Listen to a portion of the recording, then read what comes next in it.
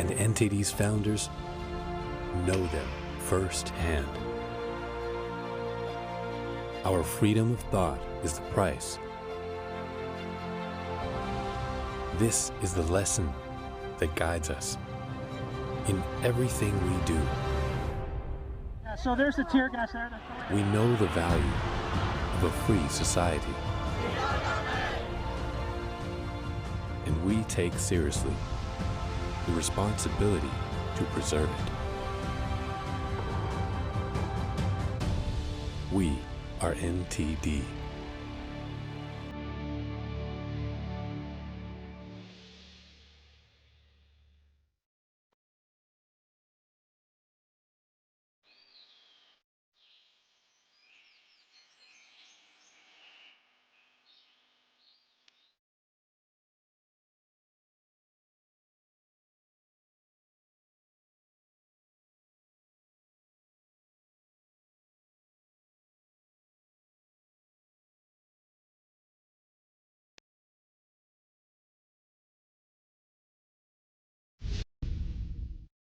Welcome to NTD Newsroom. I'm Don Ma.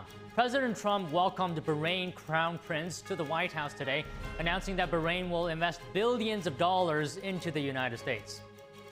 And later this afternoon, President Trump is set to sign legislation to curb the flow of fentanyl into the United States. The president will host congressional leaders and families impacted by the opioid epidemic. Senators are close to codifying $9 billion in DOGE cuts. Debate starts today after a late-night vote. We have the latest. U.S. producer inflation was unchanged in June despite Trump's tariffs. Has the full effect of tariffs accounted for yet in official data? We discuss with an economist. How significant is the investment in Pennsylvania to boost artificial intelligence and to power AI data centers? We talked to an energy analyst. Russia sends 400 drones toward Ukraine, including the hometown of President Vladimir Zelensky, causing fires and more. U.S. Special Envoy Keith Kellogg continues his Ukraine trip amid the attacks.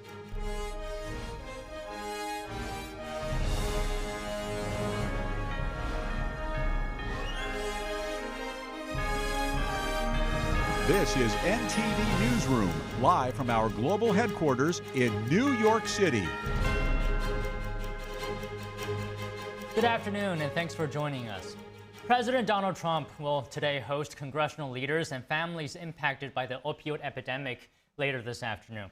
He'll be signing bipartisan legislation into law. It classifies fentanyl-related substances as Schedule I controlled substances. The signing comes as the Trump administration cracks down on drug trafficking into the United States. In 2023, the Drug Enforcement Administration seized more than 80 million counterfeit pills laced with fentanyl and nearly 12,000 pounds of fentanyl powder. That equates to more than 390 million lethal doses of the synthetic opioid. More than 107,000 people died from drug overdoses in the U.S. in 2023. Illicit fentanyl and other synthetic opioids accounted for nearly 70% of those deaths. The White House signing ceremony is set for 3 p.m. The European Union's trade chief is heading to Washington today for tariff talks. He's scheduled to meet with Commerce Secretary Howard Lutnick and Trade Representative Jameson Greer while in D.C. President Trump has threatened a 30% tariff on imports from the EU starting on August 1st. Some European officials say that level is unacceptable and would end normal trade between two of the world's largest markets. Germany's finance minister says Europe is open for talks and negotiations, but he adds that the EU might put tariffs on U.S. goods if negotiations fail. That would include Boeing airplanes, bourbon, whiskey, cars, and more. The August 1st deadline now gives European countries time to negotiate lower tariff rates. President Trump is set to host Qatar's prime minister for dinner at the White House tonight.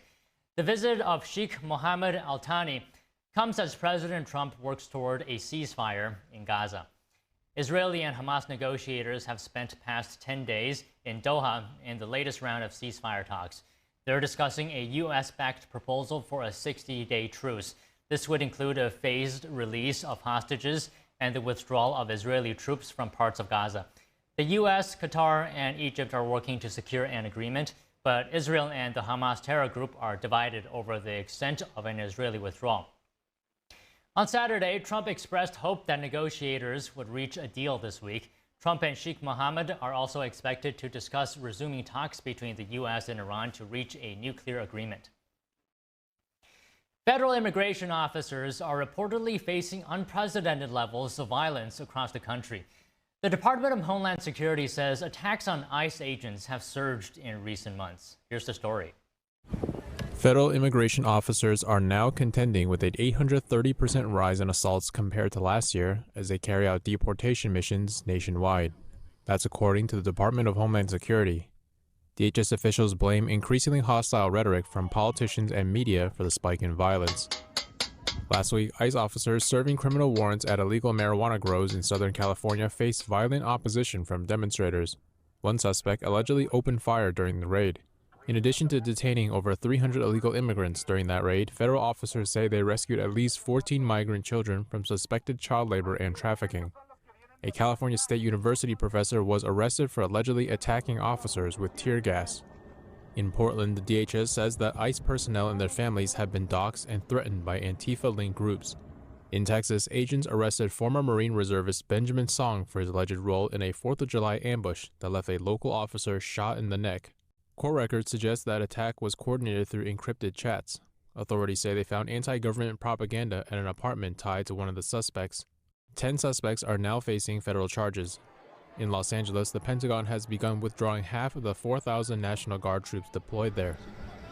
In an email to the Epoch Times, Chief Pentagon spokesman Sean Parnell said the lawlessness in Los Angeles has been subsiding thanks to the presence of federal troops.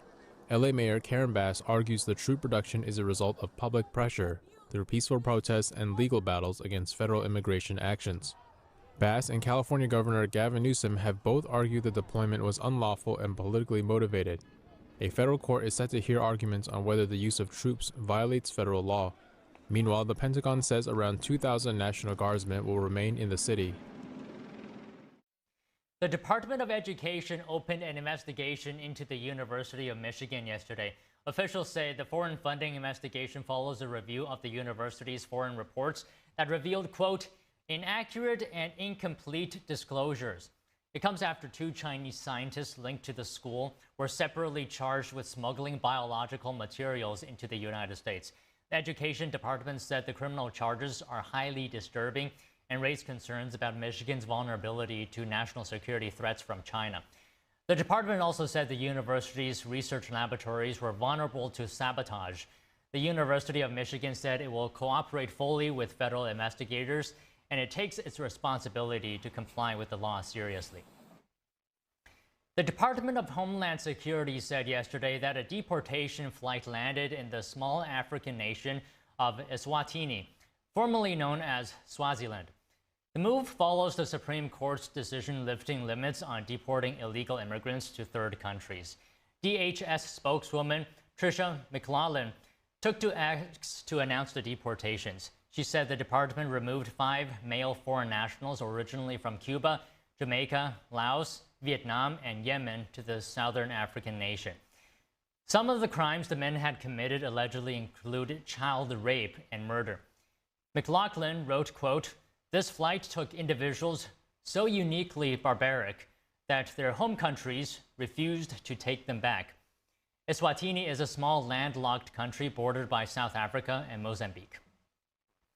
Customs and Border Protection released new data yesterday. According to CBP, illegal border crossings fell to their lowest level ever in June, with no illegal immigrants paroled into the country. Data showed there were about 25,000 total encounters nationwide in June. That's down from 29,000 the previous month. CBP said the drop marks the lowest monthly total ever recorded.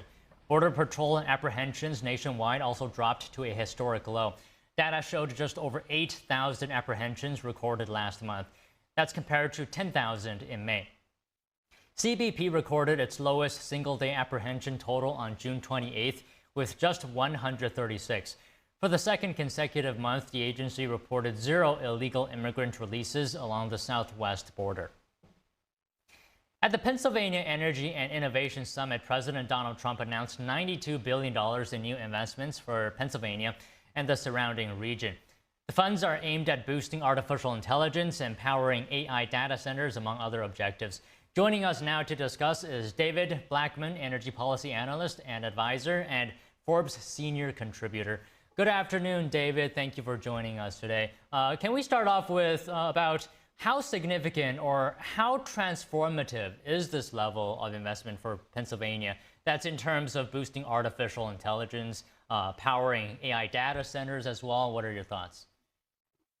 Well, it's pretty enormous. It's $92 billion in commitments from some of the country's biggest companies, well-known names like Google, Amazon, GE, Westinghouse, in a diversified plan to make the Pittsburgh area in southwestern Pennsylvania one of the major data center hubs for the United States. It's a really quite an advancement for the AI industry and U.S. leadership in this space.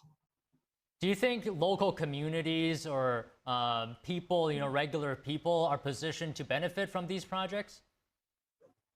Oh, for sure, yes. This will create thousands of jobs. I mean, there are 20 different companies now have committed to it, with projects that several of which are going to create several thousand jobs each. So the workforce development in the area, and it's going to be both blue-collar workers and white-collar workers. It's going to require high school diplomas and advanced college degrees. I mean, this is going to expand the full spectrum of employment here in the United States. And, for the AI industry, for the U.S. to continue its leadership role there with this competition from China and in the EU and the UK, you're going to have major centralized regional developments like this to maintain that status. So it's a really exciting opportunity for the Pittsburgh area. And I think all the civic leaders there and the local government and the city there and small towns around the region, their support is vital to that effort. And you mentioned China. We'll get to that point later in this conversation. But one specific point that was announced yesterday, Westinghouse Electric announced 10 nuclear reactors by 2030, right? What do you make of this timeline? Is it realistic? Well, I think it is. These are the advanced nuclear modular reactor types that are a lot more compact. The models, the design models are in place. They're easily repeatable. The question is going to be whether the federal government can reform its permitting policies to get them permitted during that time. Now, I think what the commitment is to have those 10 reactors ready for deployment and installation, and that will take several years after 2030 to fully accomplish. But that is an aggressive timeline for Westinghouse, but I think it's an entirely meetable one too. Okay, and how would these reactors help meet the power needs of AI data centers? Well, it's going to require a lot of power, and the nuclear is going to be very, very vital to that. You're going to need a wealth, several gigawatts of nuclear capacity just to power this planned development. In the near term, though, you're going to need a lot more natural gas generation to help supply that need. And for example, the Homer City redevelopment, this big retired coal power plant that was retired several years ago, is going to be rapidly redeveloped into the biggest natural gas power plant on the face of the earth, 4 gigawatts of power from that one plant.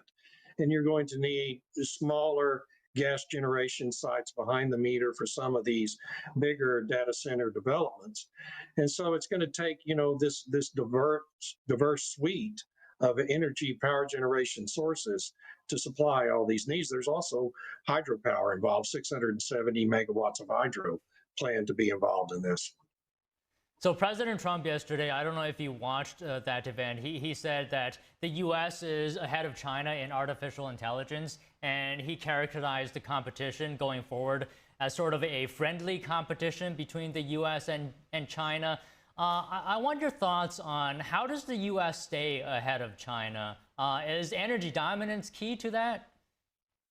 It is. It's, you have to have this aggressive supported suite of policies at the federal level, to kind of pave the path for these kinds of developments and ensure the federal government doesn't get in the way. You don't need subsidies. All of this $92 billion is private investment. You don't need federal subsidies to drive this kind of a development, but you do need the right policies at the federal, state, and local levels and support from all those levels of government to ensure that there aren't a lot of unnecessary roadblocks pop up to delay the progress timeline. And so that's key to it. I think the U.S. can maintain that leadership position, but it's going to be a very difficult and fierce competition with China, I think. Okay, on that note, you're saying it's very difficult and you think probably the U.S. Can maintain that leadership, yet NVIDIA's export restrictions on AI chips to China were reportedly eased this week. Is there a conflict there? You know, I'm not versed enough on the intricacies of international trade to really weigh in on that. I know that, there is competing interests here. You know, we want to be able to export our products from the United States to all over the world, China included. And as long as that decision isn't impinging on national security concerns, then it's probably fine. But, the people at the State Department and other parts of the Trump administration and the White House are a lot more in tune with those needs than I am. All right, so we're talking about energy. Can we explore that a little bit? Is it possible for current and future data centers to run on renewable energy? It's very difficult. Data centers have to be up and running 99.999% of the time. They call it their 5 nines power requirement. And so wind and solar are only able to produce energy for part of the day when the sun shines and when the wind's blowing. And even with stationary backup batteries, the current technology is not adequate to ensure that kind of almost continuous uptime. You really need 24/7 power generation from nuclear, natural gas, even coal. Hydropower is able to sustain it to some extent as well. And so it's got to be a combination of all those things. The new technologies for gas and even coal, generate power with so much fewer emissions than they did even 10 years ago. It's really not that big an environmental problem as it used to be. And so these companies have a need for that constant generation source of power. And, to be 100% sure they're going to have that, they're going to require gas in the short term. Most of it's going to be natural gas in the near term, the next 5 to 10 years. And then as time goes on, there will be more nuclear come into play there. All right, from your perspective, just overall, generally speaking, how is AI transforming the energy sector? It's huge. There are all sorts of applications in the energy space. These companies' needs are no different in terms of the kinds of jobs they have than any other industry. So it's the whole spectrum of disciplines: accountants, lawyers, engineers, scientists, and then blue collar workers as well. And so every one of those jobs can be made more efficient and safer by proper deployment of AI technology. You can streamline a lot of jobs. Unfortunately, I think you're going to see AI completely replace many jobs too. But for the most part, I think what we're going to see is deployment of AI technology in a way that enables existing employees to become much more productive, and their environment will be safer, their working conditions will be less hazardous, and they'll be able to anticipate problems before they pop up in terms of equipment breakdowns and things like that. AI technology really brings an awful lot to the space, and the energy industry is incredibly reliant on its own proprietary technologies, drilling rigs, and everything you see in an oil and gas or nuclear operation. AI can help make those technologies more efficient and effective and productive in what they do. So it's a real revolution. It's going to be a big part of all of our lives, and it's better for the United States to be a leader in this than a follower. Okay, we're almost out of time here. I'll just ask you one more thing. So my concern is you're talking about AI can create all these kind of jobs and perhaps replace some jobs, right? What if AI becomes so advanced it just keeps replacing jobs? Is that a risk? Well, I think it is a risk, and I'm not sure how the government is going to ultimately deal with all that, because everything I read is that there is a very real risk that could happen if it's not properly managed, and so it creates a lot of uncertainty into the future as well. Okay, David, always a pleasure to speak with you. Thank you so much. Thank you. Coming up, 3 current and former police chiefs are charged with taking hundreds of bribes. Prosecutors say they filed false police reports in exchange to help non-citizens get visas. We have that and more after the break.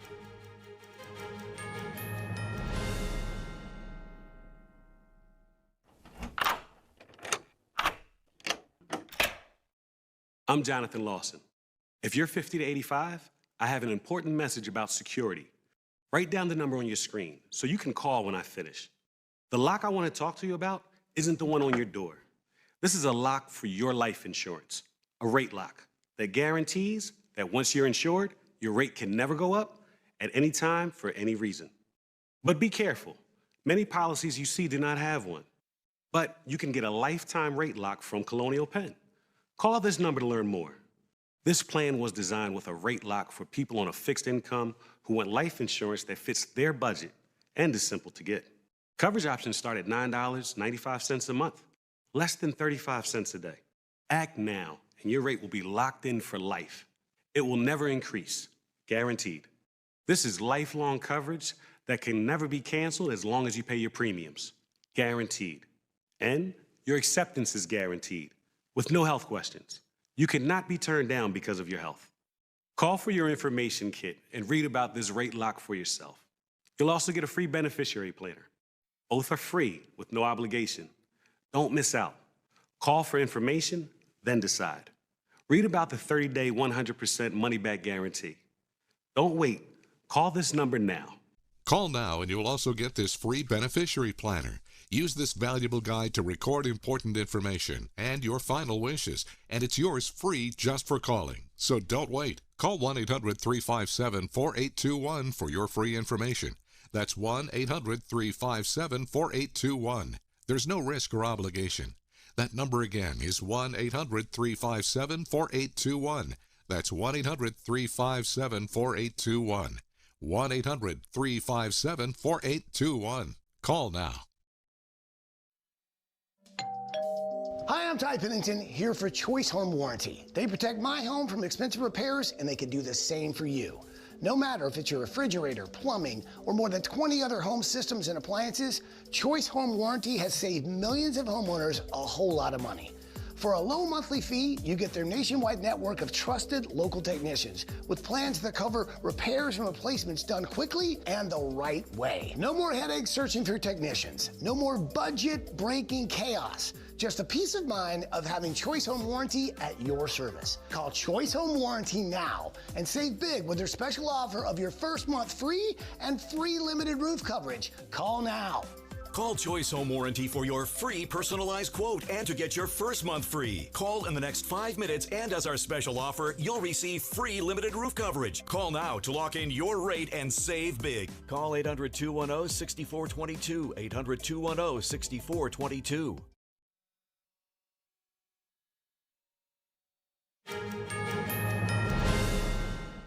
Earlier, President Trump hosts the Crown Prince of Bahrain at the White House, announcing Bahrain's commitment to invest $17 billion in the U.S. economy. The investment includes a $7 billion deal between Gulf Air and Boeing GE for 12 aircraft and 40 GE engines, according to Reuters. It is indeed a great honor to be here on this fine morning to put into action the relationship that exists between our two countries. We will be discussing security issues, we'll be discussing trade and investment, which is very important.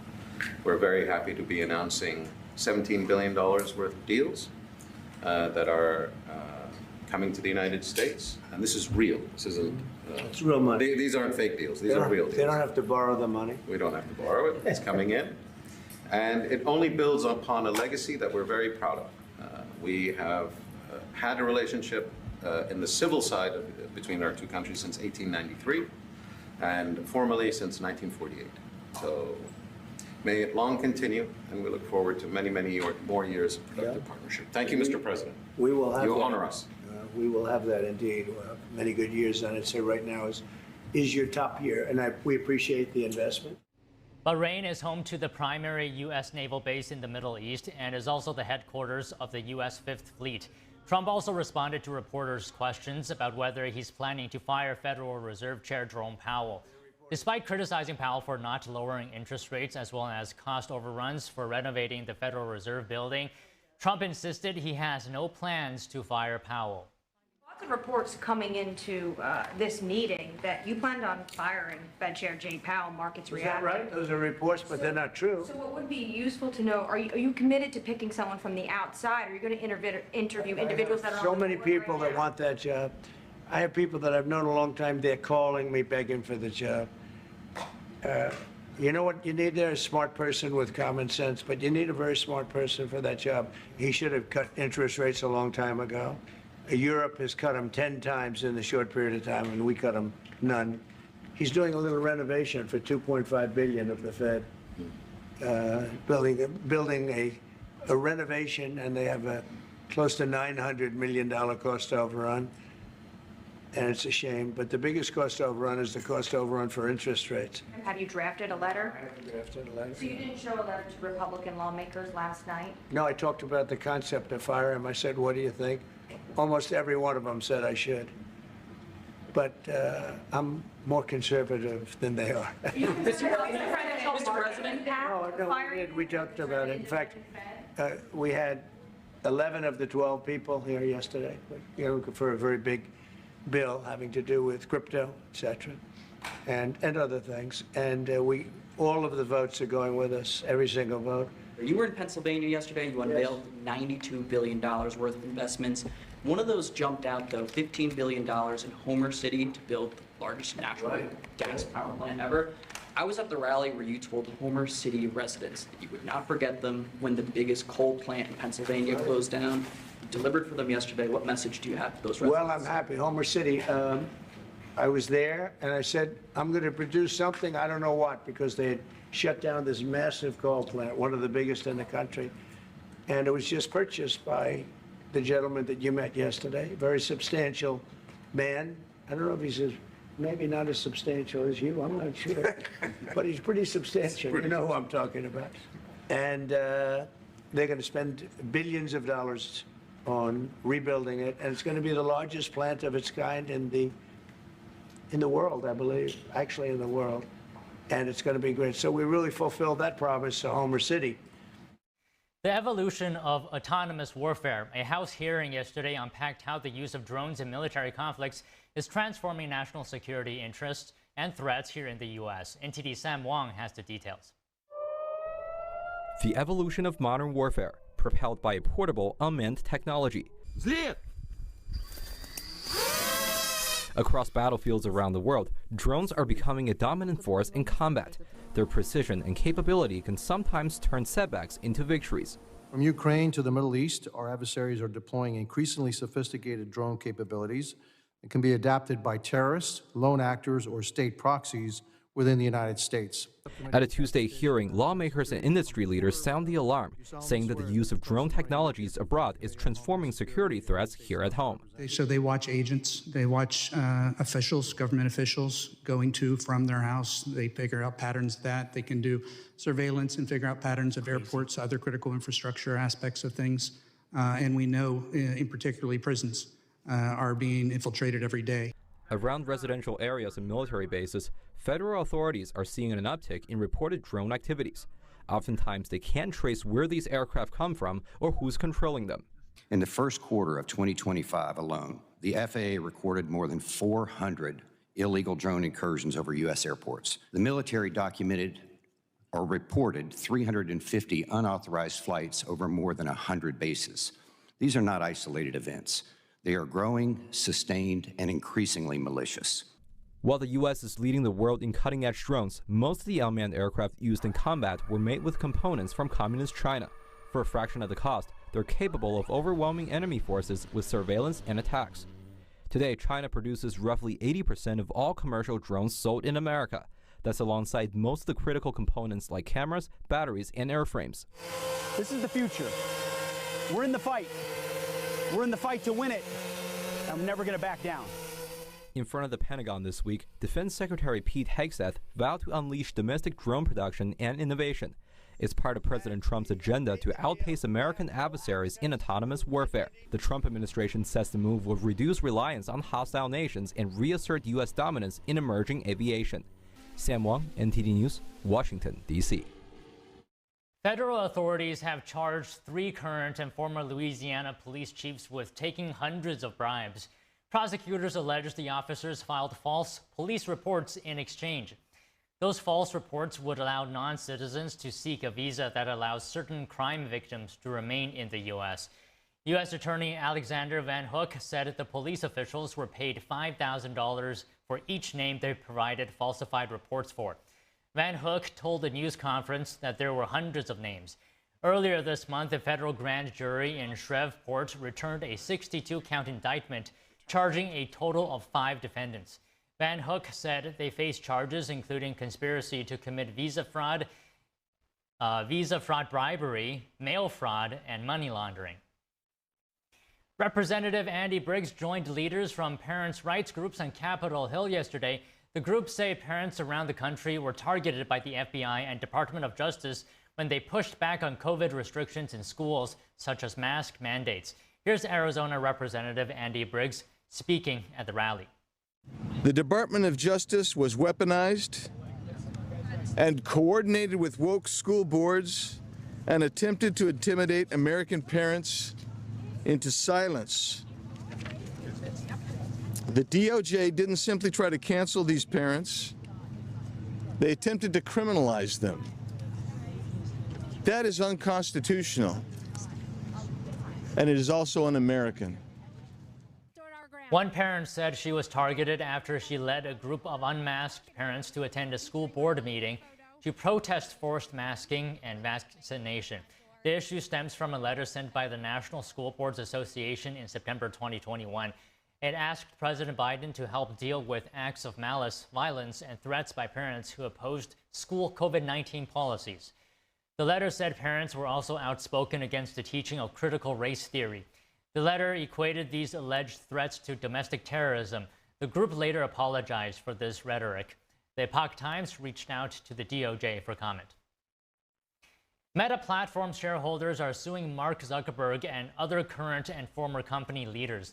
The trial is underway today over claims they illegally harvested the data of Facebook users. The case will feature testimony from Zuckerberg and other billionaire defendants. Former Chief Operating Officer Sheryl Sandberg is expected to testify as well. The case began in 2018 following revelations that data from millions of Facebook users was accessed by British political consulting firm Cambridge Analytica. The Federal Trade Commission fined Facebook $5 billion in the wake of the scandal. The FTC said the company had violated a 2012 agreement to protect user data. Shareholders want the defendants to reimburse Meta for the FTC fine and other legal costs. Plaintiffs estimate that total to be more than $8 billion. A man has been arrested in connection with the murder of longtime American Idol music supervisor Robin Kay and her husband, songwriter Tom DeLuca. Police say the suspect, 22-year-old Raymond Boldarian, broke into the couple's Los Angeles home last week and shot them. Police described the incident as a violent struggle. The LAPD first responded on July 10th to reports of a possible burglary, but officers couldn't enter because of the home's high security. An official said police flew a helicopter over and saw no signs of a burglary or any other trouble and left. Surveillance video later showed the suspect climbing a fence and entering through an unlocked door. The victims' bodies were found days later after a friend requested a welfare check. Police say the motive is still unknown. They said there is no indication the suspect knew the victims, and the house didn't appear to be ransacked. Coming up, U.S. producer inflation was unchanged in June despite Trump's tariffs. Has the full effect of tariffs accounted for yet in official data? We discuss with an economist. Stay tuned.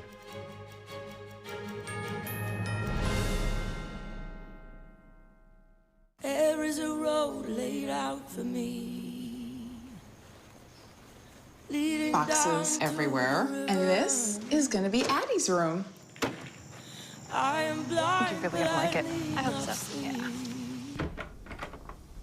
I know this road is there for me. There is a long way. First night here, but Amy seems cool. The way it's down by the river. I am blind, but I need not see. I got this. I know this road is there for me.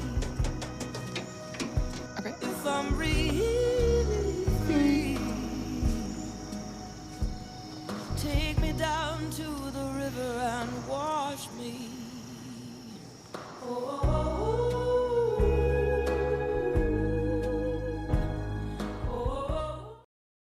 Hi, I'm Ryan Blaney, a third-generation race car driver, and we dedicate a lot of our time to going as fast as possible. My grandpa Lou is the reason why my dad and I started racing, and I'm really proud to follow in his tracks. But when my grandpa was diagnosed with Alzheimer's, it was a very unexpected bump in the road for us. I've learned a lot on this journey with my grandpa Lou, and the memories of my grandpa will always be with me. And in our family, we're used to getting involved, and I encourage you to do the same, especially when it comes to caring for your loved ones. When I think about Alzheimer's and the impact it had on my family, I recognize that losing a race isn't such a bad day after all. It's important to notice if older family members are acting differently, experiencing problems with their memory, or having trouble with routine tasks. Talking about Alzheimer's can be really tough, but if you notice something, have a conversation with your loved one. Encourage them to see a doctor or offer to go with them. Early detection of Alzheimer's can give your family time to explore support services, make a plan for the future, and access available treatments. If you or your family are noticing changes, it could be Alzheimer's. Talk about seeing a doctor together. My mom and dad were traditional Asian parents. Now my father would go to work before I woke up in the morning, and then he would come home too tired to play with me. I tell my son, I love you every single day. I love you. Now my dad has never said that to me. Not because he doesn't love me, but because culturally it wasn't comfortable for him. So I teased him the other day and I said, how come you never say that to me? And he said, you're too old now. Now that he's a grandfather, he says, I love you to my son every time he sees him. My advice to all the fathers out there, forget the material things, forget the cultural restrictions. They grow up way too fast for you to waste even a single precious minute or moment. Say bye-bye. Bye-bye.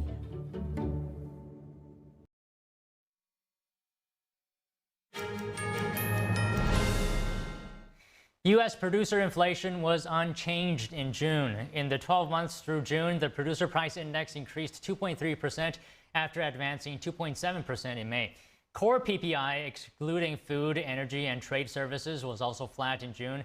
It is up 2.5% over the past year. Joining us now to discuss is Daniel Lacalle, chief economist at Tresses and author of the book Freedom or Equality. Good afternoon, Daniel. Thanks for coming on again this week. So what do you make of this month's PPI report? Can you break it down for us? Well, thank you very much, Don. I think that the PPI report is exceedingly important because it shows that there is absolutely zero level of inflationary pressure coming from imports. And it shows that producers are actually keeping prices very, very stable. It's not just energy, but it's also in everything that has to do with manufacturing and services. So all of those elements are very important because they are leading indicators of what is likely to happen in the next months with CPI, the consumer price inflation that we watch monthly. Also very important is the reading coming from the Trueflation website, which documents the day-by-day changes in the measure of inflation, the way that the Bureau of Labor and Economics shows, no? And it's at 1.7%, i.e. very much below the levels that the Fed is looking at. So all of those elements, if we put them all together, show that the inflationary pressures are very limited and that tariffs are not generating any kind of inflationary pressures.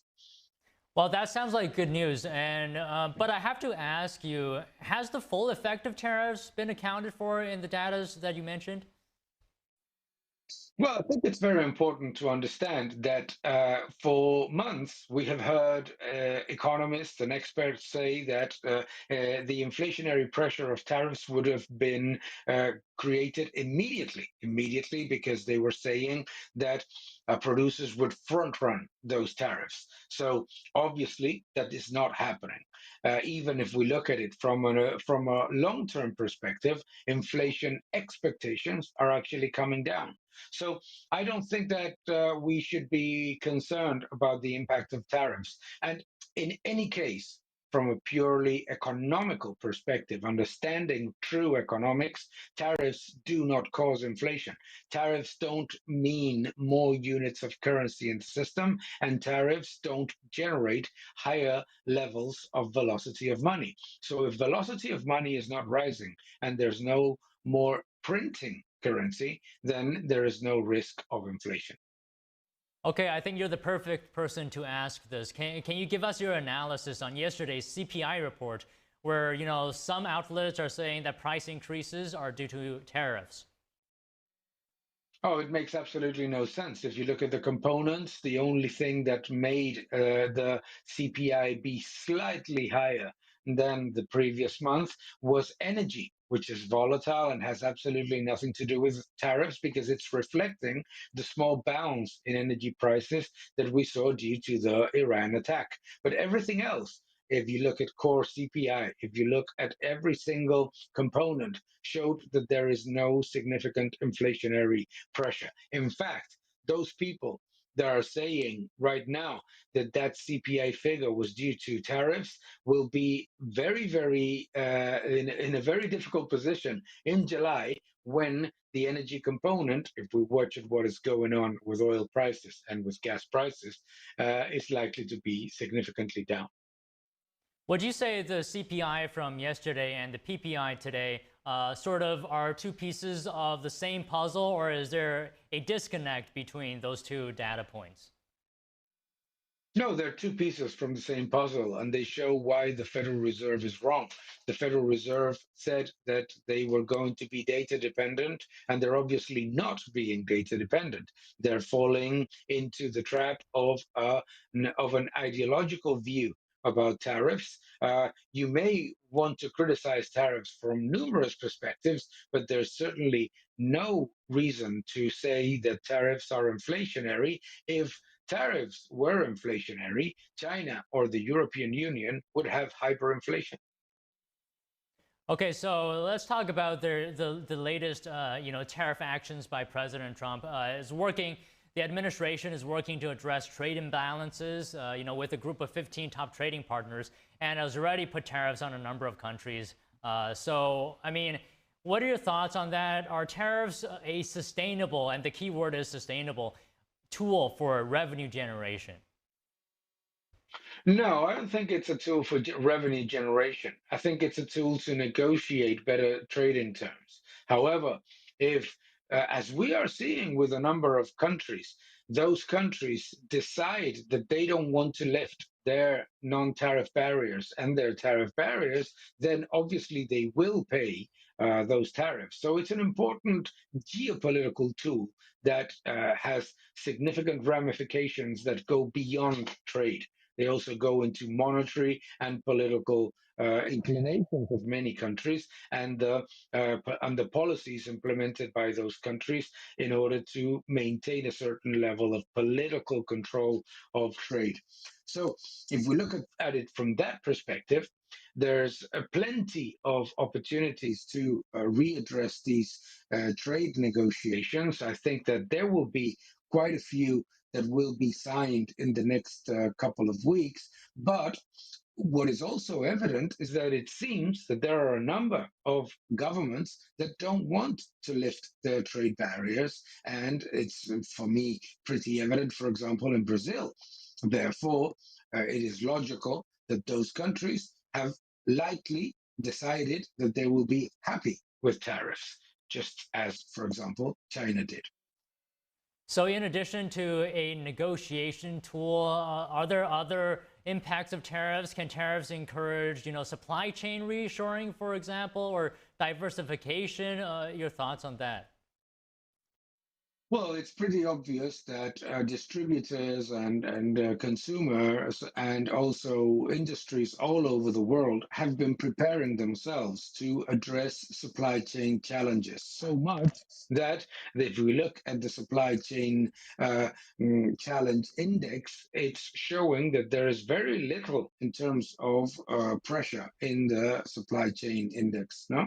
So I think that that is an important factor. Is that if there's anything that we've learned out of this, is that companies can very, very quickly adapt to a changing environment and readdress their difficulties with their suppliers. And for example, I think that it's pretty obvious that a lot of US importers have diversified their supply chains, have also improved their supplier base, and they're also working with customers to address these challenges and to get the best possible prices for their customers. And Daniel, you've probably already heard that President Trump said he will impose very severe secondary tariffs on Russia if Putin does not agree to a ceasefire in 50 days. What do you think would be the impact of these 100% secondary tariffs? It's very, very significant. It's very significant because we need to understand, again, this is another example of how the Trump administration is using tariffs, not just from a trade perspective, but also from a geopolitical perspective.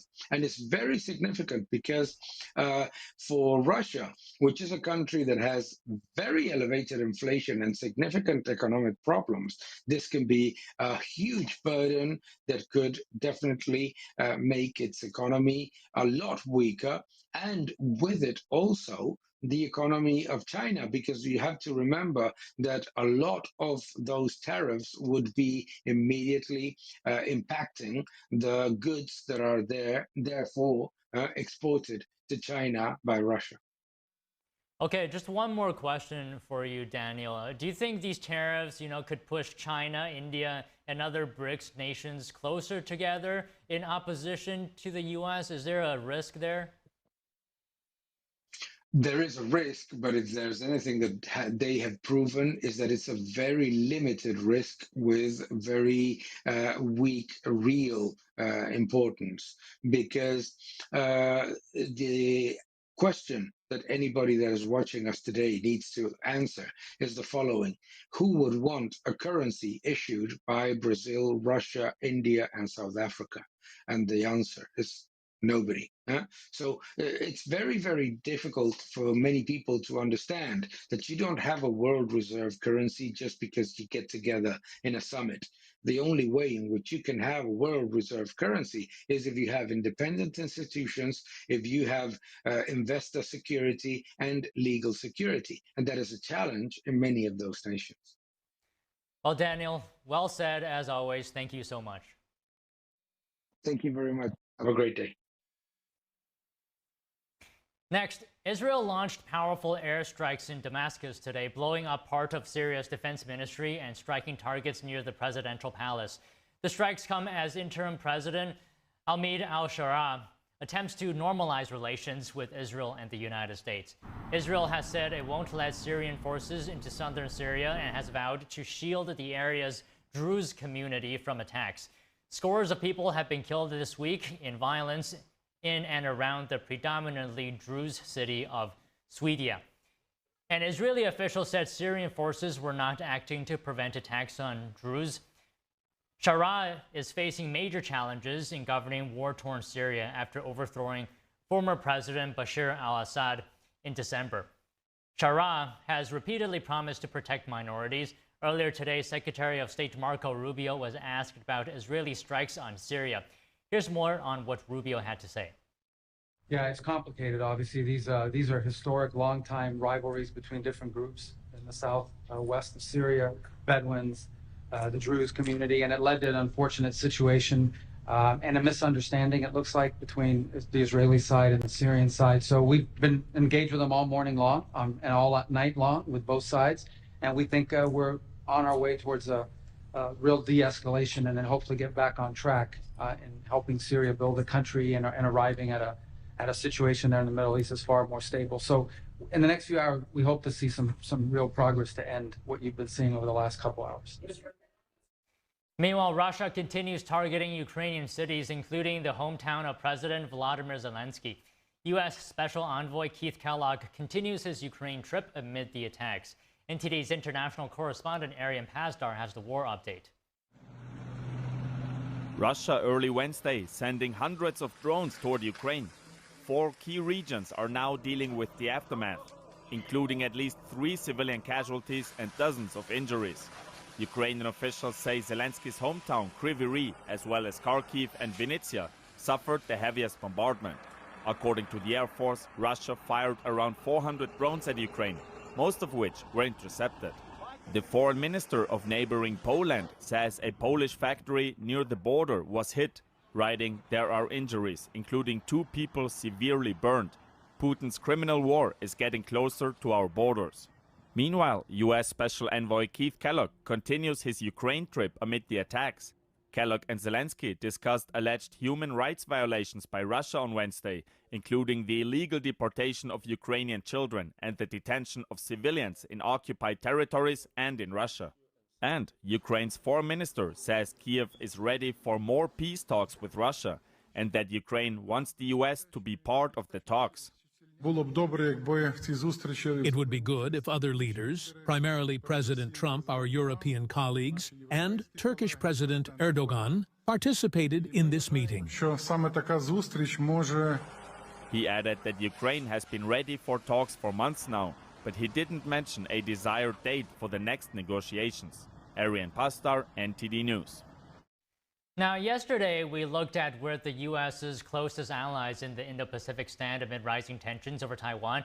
Today, we're focusing on some of the United States' key allies in Europe and how they might respond if tensions over Taiwan spark a conflict between the U.S. and China. Take a look.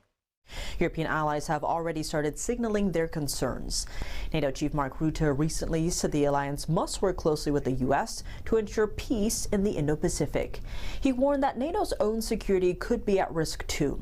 In an interview with the New York Times, Rutte said Chinese regime leader Xi Jinping may push Moscow to strike NATO territory as a distraction before launching a conflict in Asia. He warned this could draw the U.S. and its allies away from focusing on the Taiwan Strait.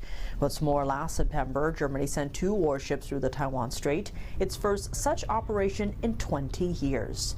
The move was part of U.S.-led freedom of navigation efforts aimed at pushing back on Beijing's sweeping territorial claims. France has also carried out similar patrols in the area, and the UK has joined U.S. carrier strike groups in the Indo-Pacific exercises. It's another sign that some of America's closest European allies may not stay on the sidelines if conflict breaks out. More than 1,000 people gather at the nation's capital to call for an end to a deadly persecution of faith targeting millions. 2025 marks the 26th year of the Chinese Communist Party's persecution of Falun Gong. Also known as Falun Dafa, a spiritual discipline emphasizing the principles of truthfulness, compassion, and tolerance.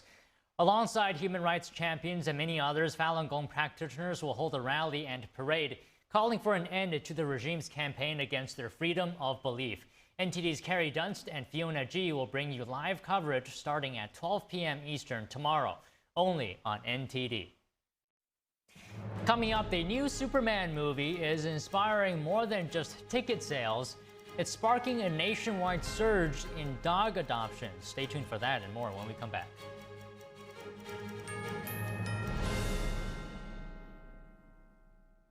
£6 prescription glasses from Select Specs are always great value. There are no offer codes or first-time customers only. Anyone can buy them, anytime. And you can upgrade to Select Specs Express for next day delivery. And with deferred payments, you can spread the cost. See now, pay later with Select Specs £6 specs. Next day delivery and deferred payment options available at selectspecs.com/£6. Shenyun Creations, the streaming platform from Shenyun, featuring world-class dance, past programs, and all original music.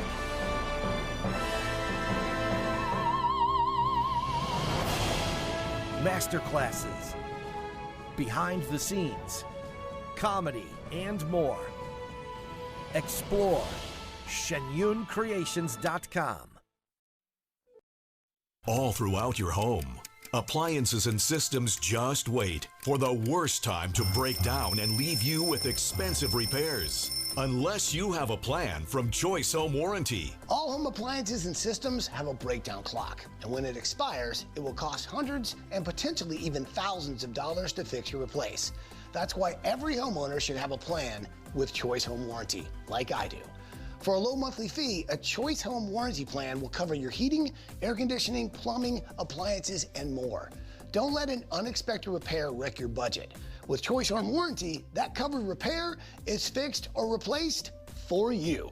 Choice Home Warranty has been a great company to work with, and they've taken care of us. I would suggest anybody who lives in a home not to be in a home without them. Avoid the ticking clock of home appliances and systems breaking down with a plan from Choice Home Warranty. Call now to get your first month free. Call in the next 10 minutes and we'll give you $120 off your first year of coverage. That's $200 in total savings. With a nationwide network of over 25,000 technicians, I don't worry about how my next breakdown will be handled. With a click of a button, my claim is filed, and Choice Home Warranty starts the clock. They do the legwork, hiring the right technician and handling the cost of covered repairs and replacements. And check this out. For a limited time, you can get 1 month of coverage free. Did you hear me? Free. You can't beat that deal with a sledgehammer. But hurry, this offer is ticking away. Once the clock hits zero, poof, it's gone. Don't fear the breakdown clock. Get a plan from Choice Home Warranty and get round-the-clock money-saving protection you can count on. Call in the next 10 minutes and we'll give you $120 off your first year of coverage, plus get your first month free. This offer won't last long. Get your home protected. Call now. Don't wait for an appliance or system to break down. Call before that happens. Call 800-983-3523. 800-983-3523.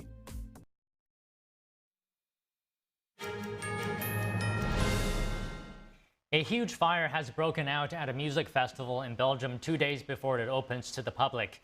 Videos on social media show the main stage in flames. The Belgian electronic music festival called Tomorrowland was set to open on Friday. No festival attendees are yet at the site, but some staff are thought to be there. Local media outlets say that first responders are at the scene. Last year's event attracted 400,000 people. The festival site is located in Boom in the province of Antwerp. The new Superman movie is inspiring more than just ticket sales. It's sparking a nationwide surge in dog adoptions. According to the dog training app Wolves, Superman's loyal companion Crypto drove up Google searches for the phrase "adopt a dog near me" by more than 500%. Though he's completely CGI, Crypto is based on director James Gunn's own rescue dog Ozu. Ahead of the film's release, Warner Brothers even partnered with Best Friends Animal Society, helping more than 400 pets get adopted across the country. Still, experts warn that adoption is a long-term responsibility. Wolves' CEO said in a statement to the entertainment website Wrap that the hype will fade, but your dog will stay, so make sure you're ready to give them the time, care, and training they need and deserve. Up next, President Trump will soon sign a bill in the White House to crack down on illicit fentanyl. He's joined by victims' families and congressional leaders. Stay with us.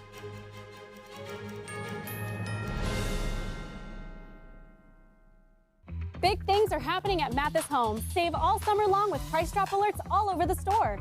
Their suppliers have cut prices and they're passing those savings on to you. Get new lower prices with top name recliners as low as $199 and huge markdowns on hundreds of sofas in all the latest styles.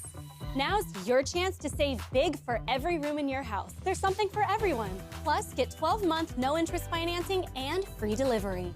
Check out these price drop alerts and save at your furniture superstore, Mathis Home. The bladder control aisle. You won't shop here again. Your private business is your own. The constant struggle is over. Now there's a better way. It's HDIS. We home deliver bladder control products. We understand how you feel. For over 25 years, we've home delivered to many of the 20 million Americans who deal with incontinence. We offer all brands. We pay shipping and use plain, unmarked boxes. If we can help you or someone you care for, call for your free product sample pack and $45 in money-saving coupons. Our counselors will help you choose the right product. And unlike stores, we're always in stock.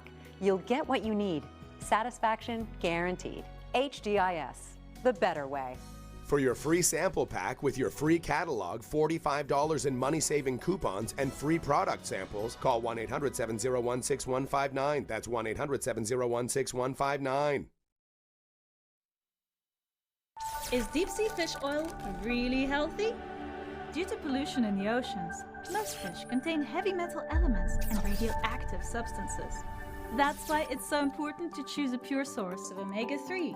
Puritan Green Vegetable Omega-3 is made from purslane and perilla seeds, which are rich in nutrients and minerals. It effectively improves brain power and is beneficial to the heart's health. Puritan Green Vegetable Omega-3. Eat 2 a day and you'll feel brand new.